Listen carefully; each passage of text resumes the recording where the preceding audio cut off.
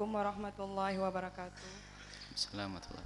Saya mau tanya, kalau di tengah-tengah hutan yang sering Buya bilang ada sekelompok manusia di tengah-tengah hutan itu yang belum ada syariat apapun seperti syariat Islam, itu dinamakan ahli surga.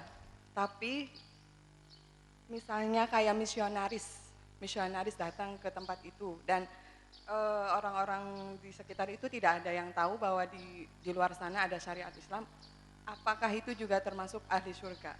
Itu aja, terima kasih. Assalamualaikum warahmatullahi wabarakatuh. Assalamualaikum warahmatullahi wabarakatuh. Orang yang benar-benar tidak berurusan dengan, ini kaidahnya umum, tidak terbatas pada zaman dahulu saja. Kalau ada satu kelompok yang memang dia tidak pernah kenal dunia Islam, tidak pernah kenal syariat Islam, agama apapun nggak pernah dibatasi dengan agama apapun dia, agama apapun, kalau memang dia tidak pernah kenal syariat Nabi Muhammad, orang bodoh, maka dia selamat. Orang Yahudi dan Nasrani itu kenapa dihukum? Karena dia punya pedoman kitab suci yang sudah dirubah. Dan mereka mengingkari Nabi, pada dasarnya mereka tahu Nabi SAW. Wa ma kunna mu'adzibina hatta nab'atha rasula.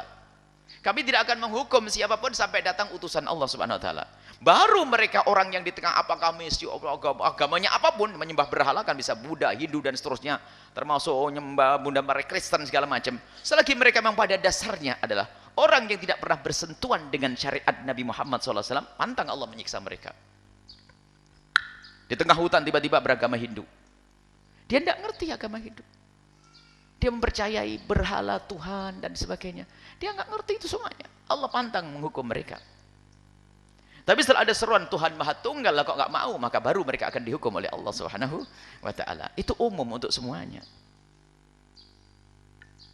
Dan fitrah kesucian selagi tidak dicampuri hawa nafsu mudah.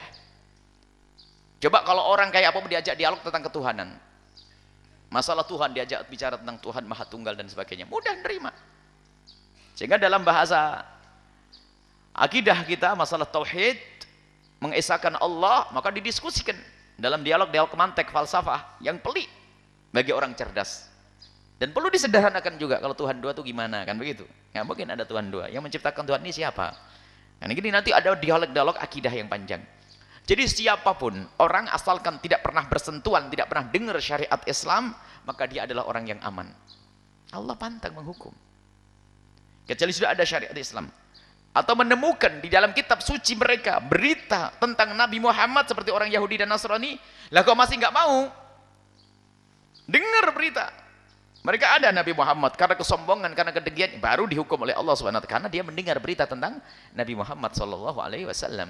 Adapun di kelompok tersebut kalau punya agama tertentu, dia nggak ngerti sebenarnya, hanya dia pengen mencari Tuhan. Dan masalah mencari Tuhan itu adalah fitrah semua orang yang berakal. Dan semua hati manusia itu rindu kepada Tuhan. Rindu kepada Tuhan. Semua. Sehingga masalah mencari Tuhan itu ada di mana-mana. Dalam kelompok apapun ada. Sesaat menuhankan rajanya, sesaat menuhankan matahari, sesaat menuhankan api, sesaat menuhankan pohon. Karena fitrahnya mencari Tuhan.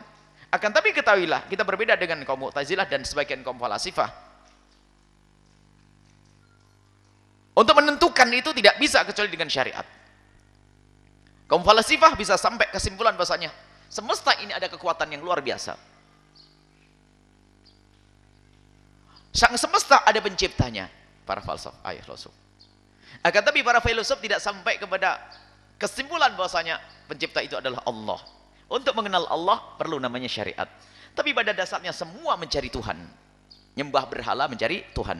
Ingat itu. Jadi kaidahnya semua orang yang memang tidak pernah kenal syariat Islam yang benar, di tengah hutan dan sebagainya, dia ikut apapun, maka ketahuilah Allah pantang untuk menghukum mereka. Karena apa?